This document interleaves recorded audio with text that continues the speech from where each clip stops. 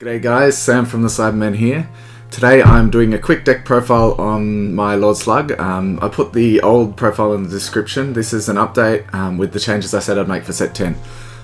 It is a fair bit different. It focuses a lot more on criticals and less on the slug stuff.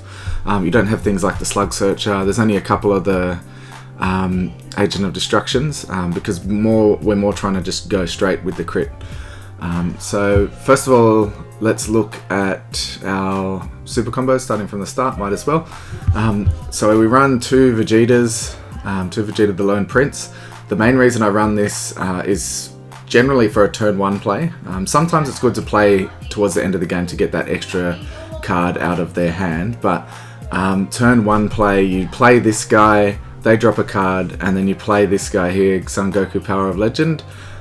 If you're going second, this is, and then you can attack with crit, attack with your leader, another crit. So they're going down to 5 cards in hand, depending on what they did on their first turn, around 5 or 4 even, and then they're getting hit with a 15k crit, and then they're getting hit with a 10k crit. So they can either defend those, or they can get life crit, and they'll still have less cards in hand. Regardless, you're really putting a lot of pressure on turn 1. If I go first, I generally will play Wings turn 1, and then do the setup with Vegeta for turn 2. The other super combo is Android 18. I don't play 4 of the Vegetas because I feel like Android 18, being able to use it to combo with as a 10k at the start of the game, and also be able to use it on defense to bottom deck their cards, is really important. So the Vegeta, you can only obviously pay 1 to make them drop a card, whereas the Android is free. It's, of course, you still get to combo with this to draw, but the discard is what we really want.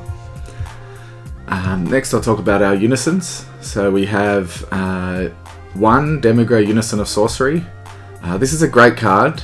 You could probably change the ratios of these unisons a bit. I only have 1 of them in there because I only play this if I'm playing against really aggro or wideboard decks, because I want to turn on Dormant Potential and the Frieza turn 1 if possible.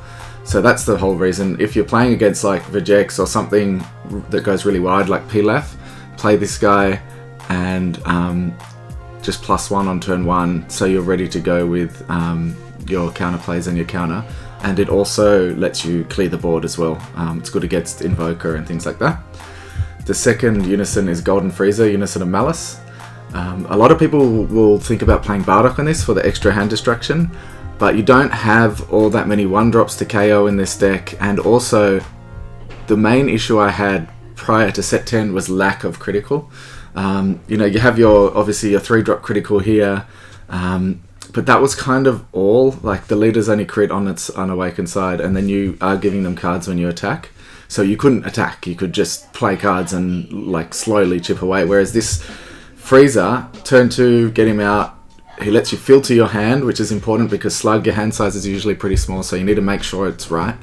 And also gets a critical attack in. And then your second activate main, the -2, isn't used as often, but it's good if your opponent's playing a bomb deck. They can't attack with the battle cards unless they KO a battle card with 2 or more, which just helps stall out if you really need to do that. I've used it, I think, once maybe to affect the game. It's not that important, but the critical is where you really need it. That critical deck filter or hand filter is really important. So next up, I'll go through the rest of the slug things. We have Adonic Warrior Anguilla, of course.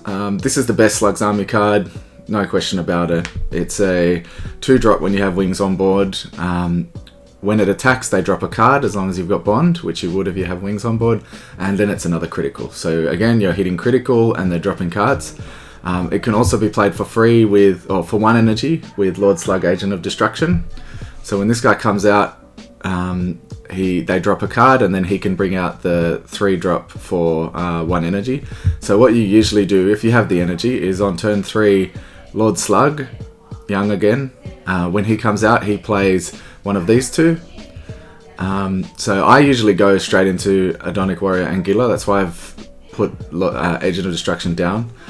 We don't really use that as often anymore because it just takes a little bit more setup. And by turn 3, I don't want them to have a hand. So having extra things that play is not that important. You just need to chip away at critical health. What else have we got? So I've dropped the Titanic Ambition Lord Slug down to 2. It's a good game ender if you need it, but I can honestly say I haven't used this card since set 10 came out. I'm always able to kill them easily with whatever's on board because they never have a hand. As long as you get your Ribrians in drop here, you can go turn 4, double Ribrian. They never have more than 4 cards in hand unless they're really lucky and you have been bad with draws. So you can just double Ribrian, they drop 4 and then attack with your crits and win. So easy, simple. But Slug's there just in case you're playing something that has really heavy draw, like Go Tanks or something like that, and that lets you completely finish them off. So speaking of the Freezer here, Freezer Charismatic Villain, obviously it's a 5-drop that can play for free if you have a Unison with 2 or more markers.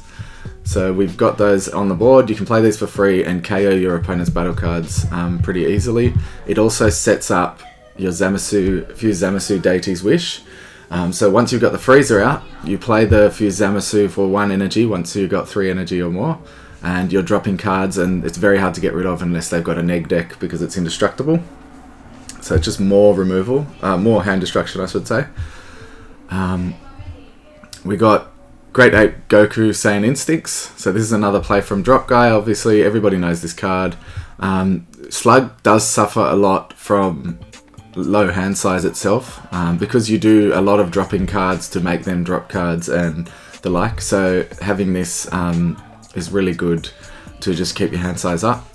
And Dark Temptation Toa, still left over from the old list. I don't play it as often as I used to because we do have the Ribrians and the apes in drop, but it's really nice to just make sure that you use these and then you overwhelm and make them drop another card.